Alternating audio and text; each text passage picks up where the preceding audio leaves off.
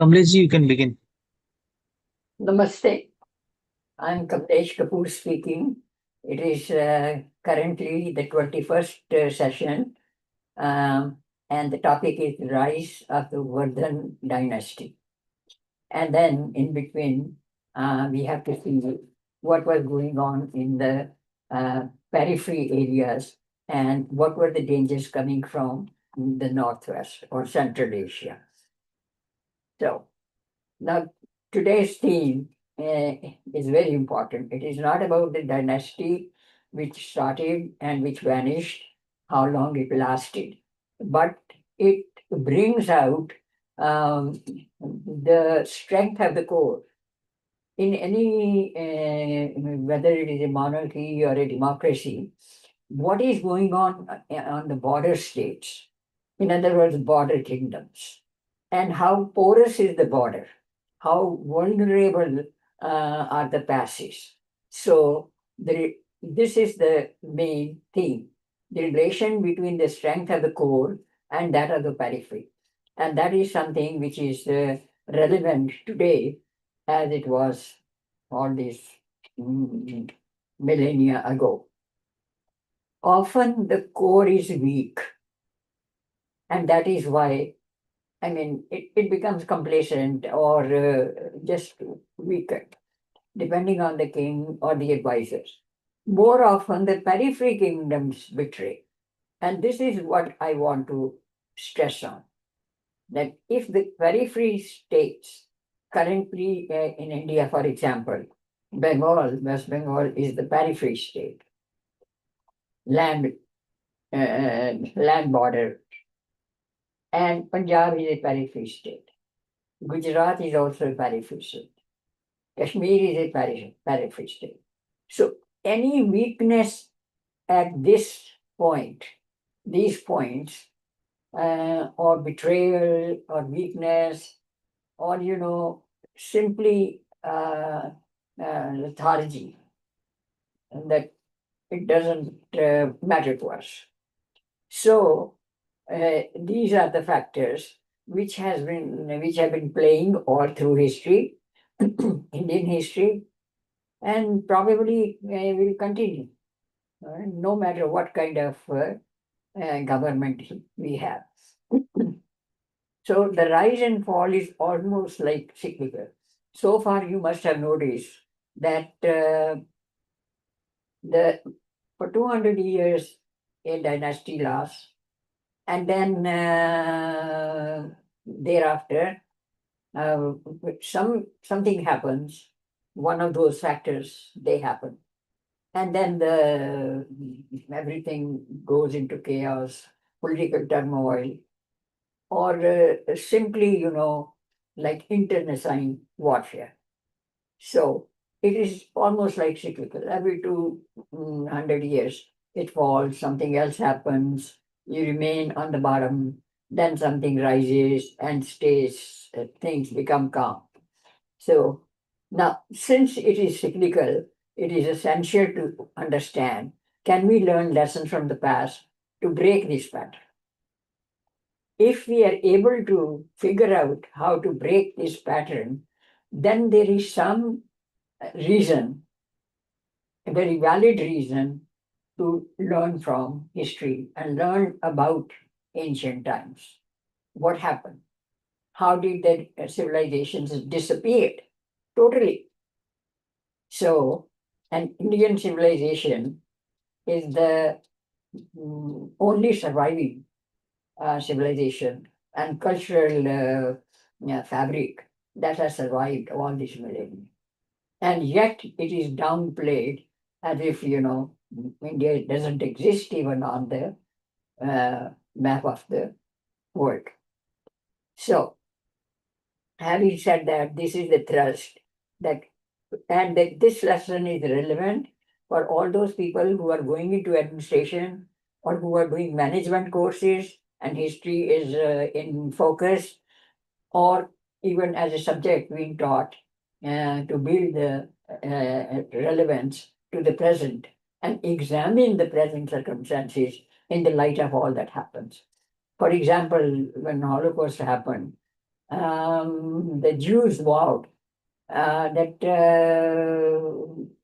it will never happen again. You see?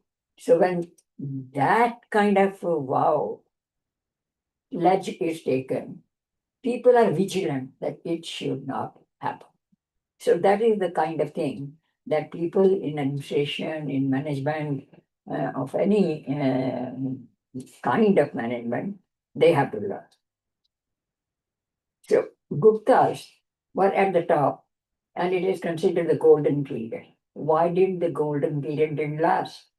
So it did not last. So in spite of all the glory, prosperity, peace, happiness, so Huns from Central Asia threatened peace. And again, this is the main fault line. Captured the northwestern kingdoms and marched toward what is now the region of Uttar Pradesh and Bihar. So, in other words, they are moving towards east, encroaching upon the territory which was Gupta territory. The warring kingdom, the central India, made this task difficult. How Skandgupta could really repel them, it was difficult because and around him, those he considered were allies and part of his subjects, those republics and Janpad, they kind of uh, kept fighting within and did not fight to maintain the stability. So chaos, fear, uncertainty, almost 100 years while the Huns were there, it lasted. Now, this is the repetitive story of the political arena as far as India is concerned, and many other countries too, even the continents. So, power play for supremacy was going on in Sindh, Bharat. I'll show you in a map also. Malwa, Northwest, Punjab, Panchayat, and international warfare, encroachment on the Magadha Empire, which we discussed, warring tribe from north to the subcontinent, north of the subcontinent. They move. Why do they move? These people came from Mongolia. Now, Mongolia almost is on the tundra. So, who would like to stay there? People start coming south in order to get more hospitable conditions to survive. So most of the people who came and invaded India, except for the British, uh, everybody who invaded India were looking to escape the Arabian desert or Gobi desert or uh, tundra countries. Not countries, they were all tribes. So one of them, Attila, he went towards Europe, which does not mean parallel to the same latitude as Mongolia is, but downwards. So he went towards Spain. Then in India, Toraman ransacked Malwa. Once you enter the entry point, then the gateway is open. So now you can consider your strategy to terrorize people to submission and the brutality. So this is one weapon.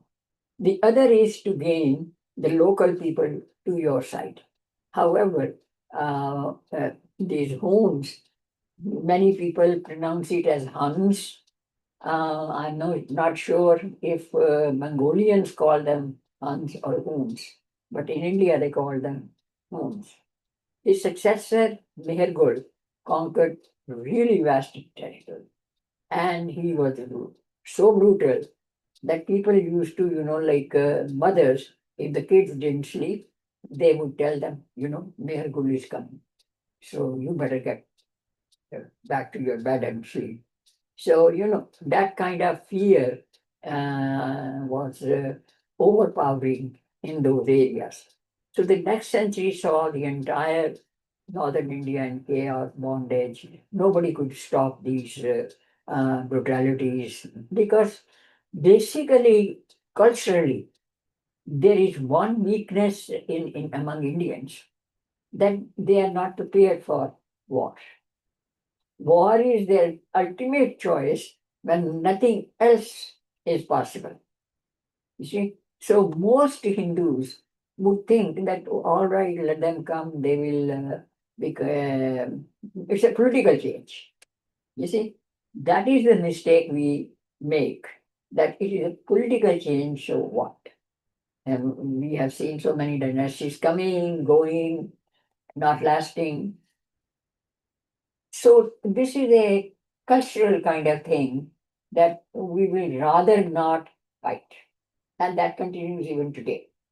So that is why most of the people, when epochal events are happening and significant consequences are disastrous, most of the people in India and Indians elsewhere as well, they are sitting on the fence, watching, as if it is a drama around them, not that you are one of the actors in that drama. So now, did the wall of China prevent? That's an excellent question. Many historians, if you see the cultural history or global history being taught in the schools, the Great Wall of China. huh, What did it achieve? Nothing. People find ways to go around the wall or somewhere and make something. So, where that kind of resolve is there, people enter. Whether they enter through the rivers or some places where the wall has withered away. In any case, walls don't hold the invaders. It can hold a few peaceful loving people, traders. It may be in the way. Otherwise, it is not a deterrent for invasion.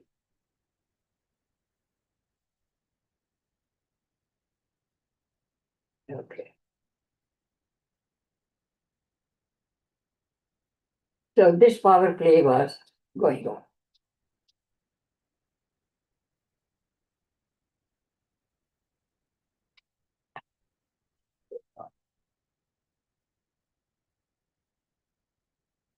Okay. This is the composite picture of what Indian subcontinent was. Now here we see bacteria. This is all India. Pamis, Khotan, this is Srinagar, and all of these Tashkent, and it was all part of India, right up to almost 1,000 um, Common Era. So this is where Sindh is, and this is where Malwa is, and this is where Kashmir is, and this is where Tarrat is, and Balhika. So all of these are kingdoms which are periphery to the nave of the power. Magad is here. Magad cannot be complacent that, hey, they have a Deha, Pundra, this, that, and mountains are there, and mountains are there, and mountains are there. Mountains are not a deterrent, there are passes. So that is another, you know, we underestimate that things are there naturally. And to make it a little correction to the today's perception of India, there is a patriotic song in India, and I tell you in Hindi what it is. And children in the school, in the morning, they sing patriotic songs or prayers. One of them is सिर पे है छत्र हिमालय का सिर पे हिमालय का छत्र है. You see, we have an umbrella protecting us from the Himalaya, with the Himalayas. That is our umbrella protection. चरणों में नदियां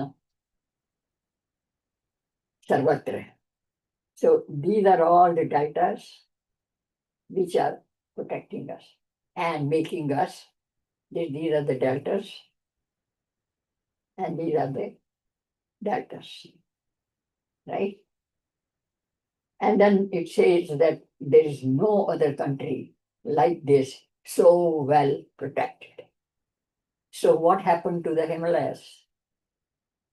Did they enter from these peaks? They did not. They found passes. So there was the Gilgit Pass, there Khyber Pass. So from there they entered. And if nothing else, where their mountains are low and valleys are there, they entered from there. Traders have been coming and going through those passes. And it's not that land routes were not known to the people of Central Asia. They were known. So, and because of this Gandhi and arrogant fool Nehru, we lost the Chatra. Let us not try to boast about the Chatra now, umbrella. And let us not boast about the uh, river deltas. This is not our delta anymore, and this is not our delta anymore. So, the wrong type of glorification of your present is also one of the, it creates a fault like complacence. So you think, everything is being protected and secure, and, we are quite happy. Now, there is the nave of the empire. So Magad is secure. They have 16 republics, which were always with them, and their espionage activities extended up to there, and they were feeling very secure. Now, this is the periphery where the actual fault lines are. People can come by water, like the Portuguese came. People can come by land through the passes, like the Huns and Central Asian Muslims came. And from here now, the Chinese people are still coming and threatening. So you see, it is the name which has to be on the radar. So history does teach a lesson if you read it and understand where we are going. We are not talking about whose fault is that.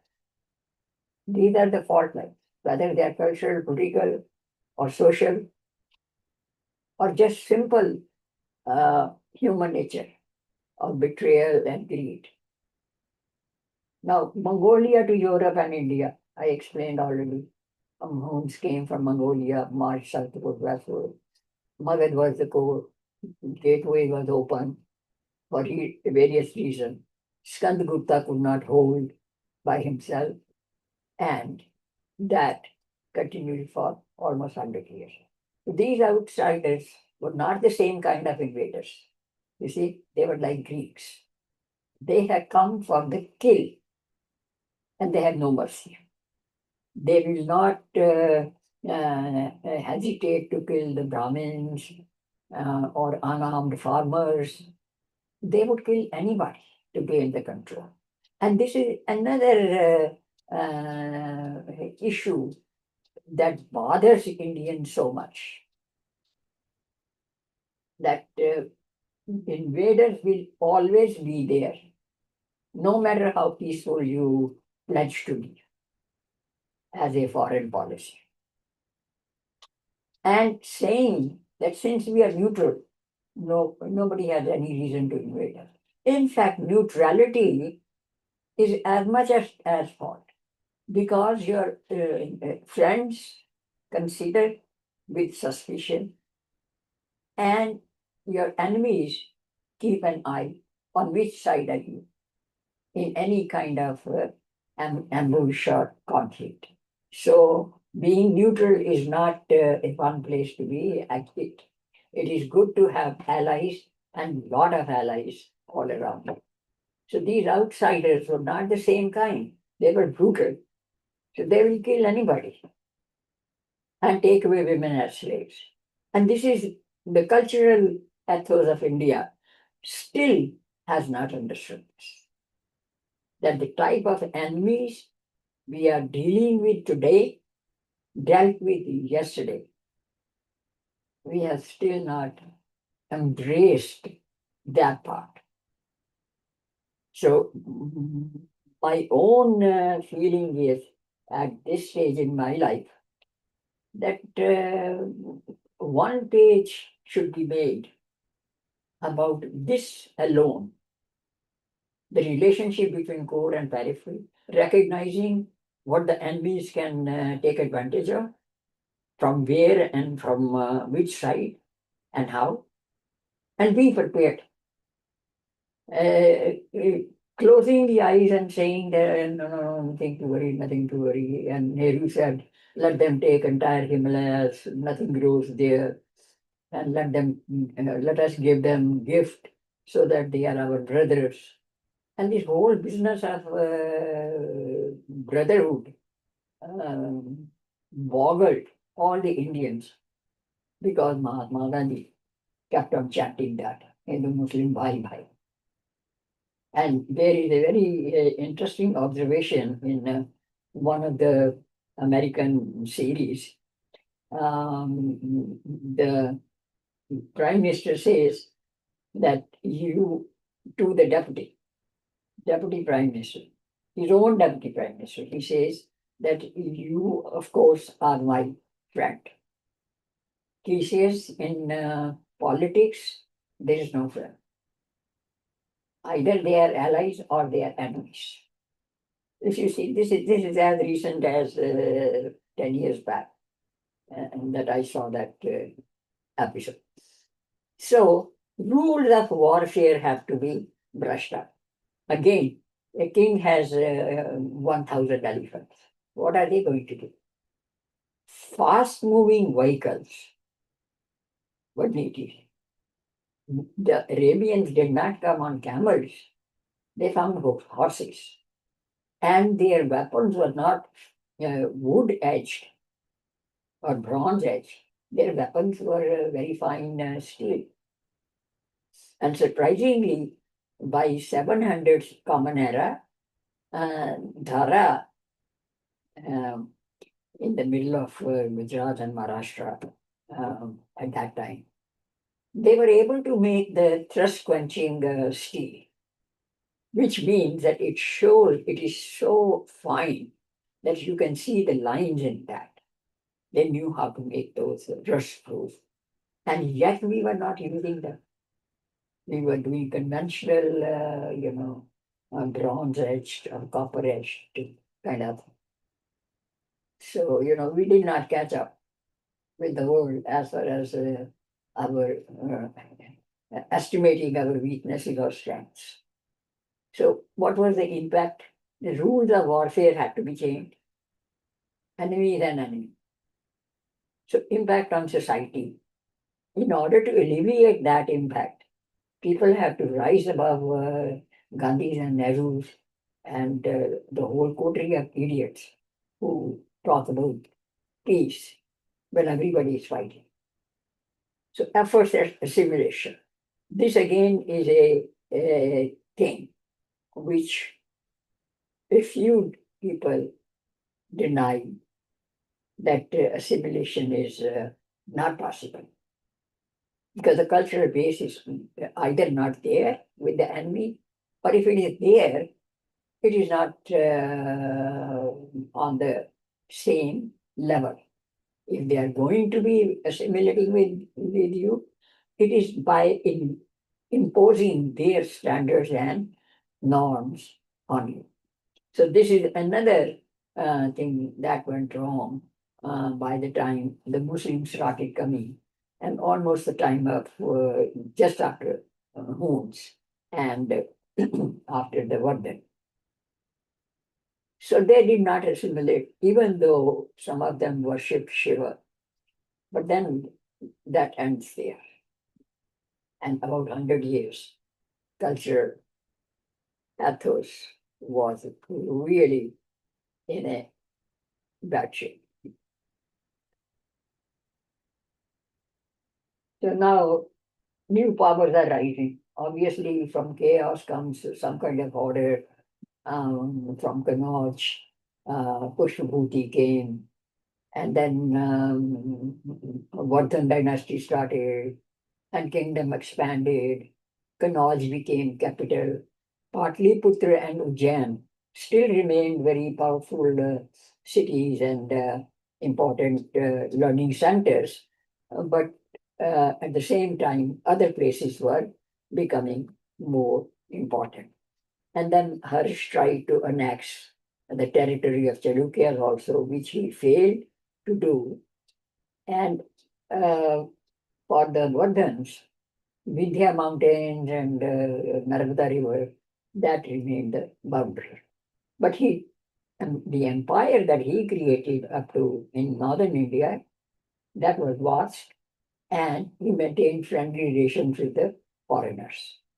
And he was so focused on, Harishvardhan was so focused on learning and having discussion and entertaining scholars and visiting universities and holding yajna ceremonies. So all of this controlled the northwestern side of invasions. So primary sources of this period are foreign visitors like Yunsan and from Tibet, from other people, places, and they came. Uh, and Ban Bhatt was one of the scholars, and he wrote Harishchari. And this, since he was contemporary of Harish, so it is a credible primary source. If it were written 200 years after, then it becomes a secondary source. For example, Vishakha Datta wrote about Chanakya and Chandragupta. That was almost 900 years before. So, but Vishakha that belonged to this period. So that becomes a secondary source. So coins, inscriptions, all of these are. Now, when you have this kind of evidence, ideology of interpreting does not have any meaning. Why should it? There is nothing to interpret. I am looking at the clouds, they are there. That is evidence enough. I don't have to interpret any other thing or make an assumption that clouds are not there because why? So these spins, omissions, commissions, distortions are happening even till this day.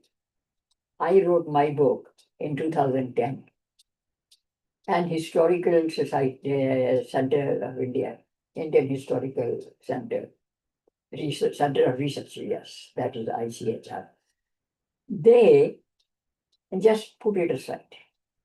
Even though some of them had given me the foreword and even the blessings, but they did not even recognize it as a textbook worth touching. So this is the mentality. So right now, MCERT, the books, they are still where they were 70 years back, 60 years back, Here, there, some changes are made, nothing. So when we challenge in the United States that ancient history of India is not this, but this, it is for me, it is a heritage question. It is a civilization demanding to be revived, recognized, preserved. So, and this is just now in Pakistan, they found hordes of coins and artifacts and terracotta figurines, and they gave it to the archaeological department of Islamabad. And they shared it with the Indian ASI, But so far, this is the science of numismatic, uh, numismatic, something like that. That is not as advanced or as fast to decipher all those. Imagine 60.3 kilogram is a lot of gold coins, and it takes time. And once they are done, they will be more, like sure source of details. So Harsh tried to, I mentioned Narmada River remained. Northern India remained undisputedly sovereign under him.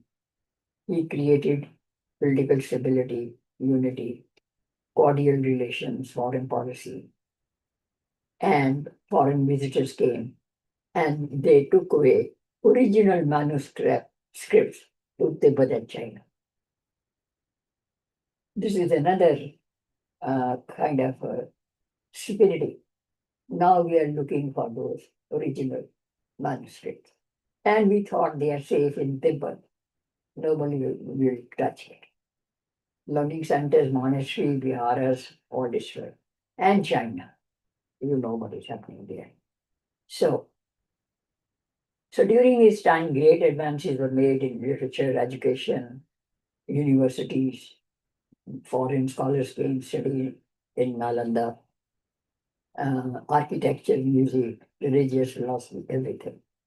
So good administration, roads were built because in several corners of the empire, assemblies took place on philosophy and dharma.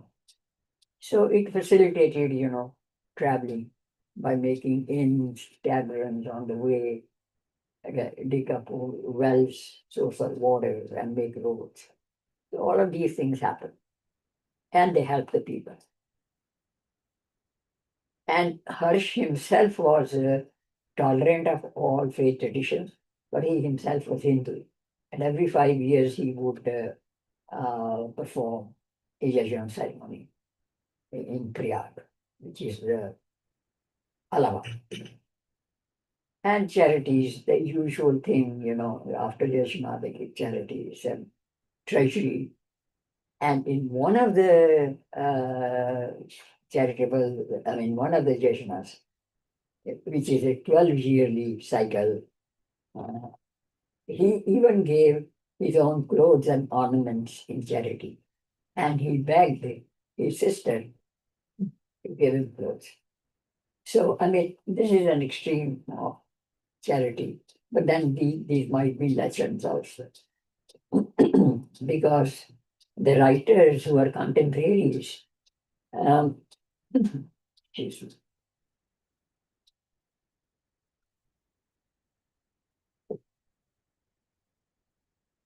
they sometimes exaggerate.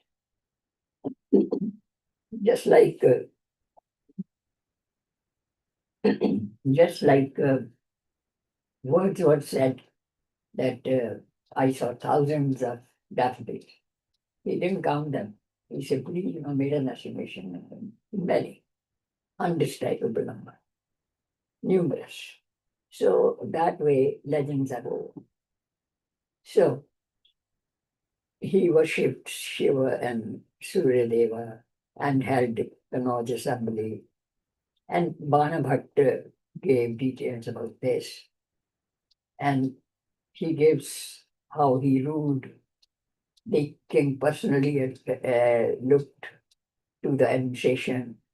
He would make shivers like camps, and for the visitors, he held open courts. In real sense, if the king is good, the monarch is good, and he listens to the people, probably it is a more stable form of government than democracy with 4 years of one person or 5 years of one person, and then the automatic switch is on, and something else, new theories or new ideas come up, and instability and turmoil happens.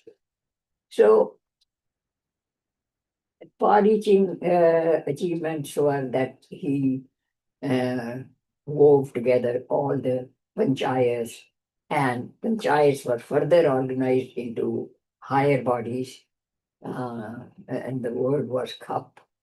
And khap system and this sarva khap and panchayat, they were working fine in spite of the Muslim invasions right up to 1857, when this system was grassroots democracy was abolished by the Britishers.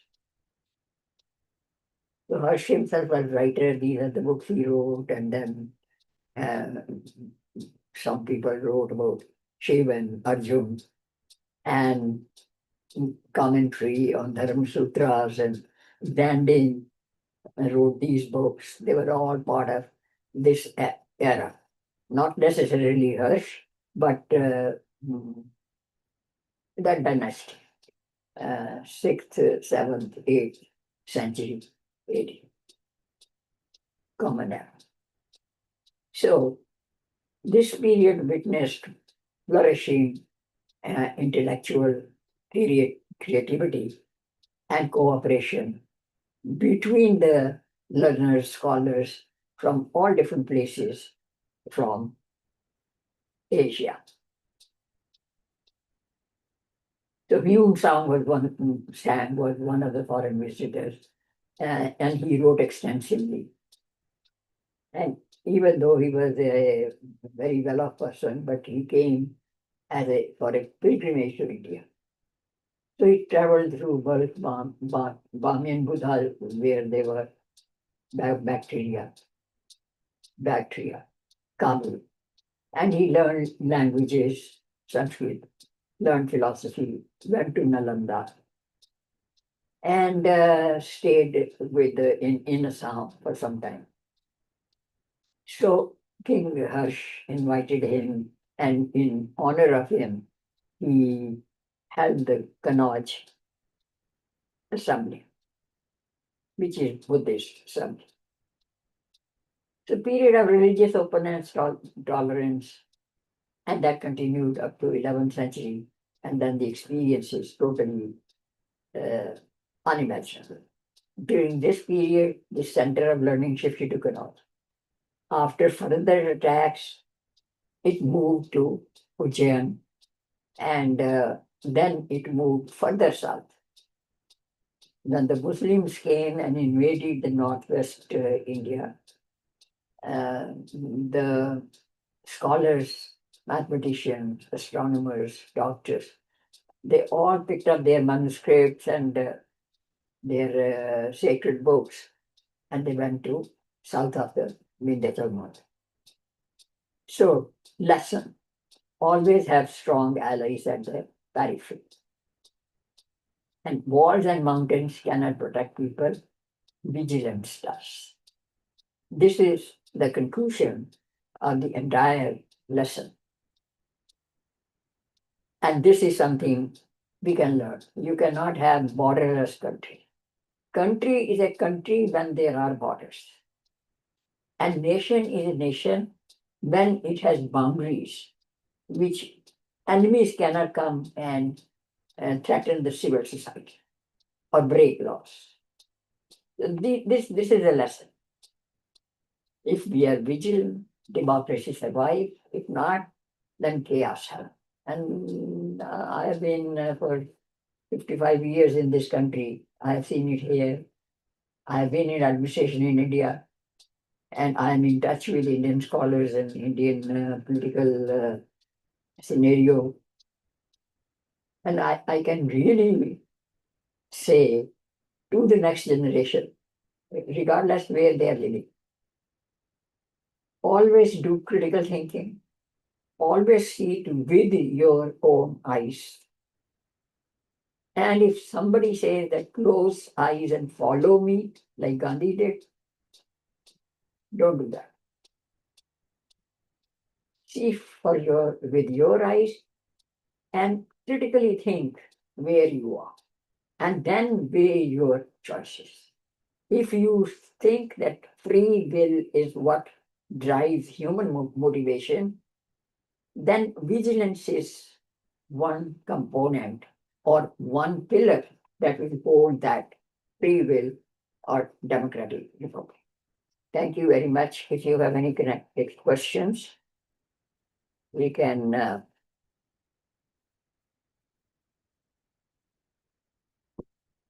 them.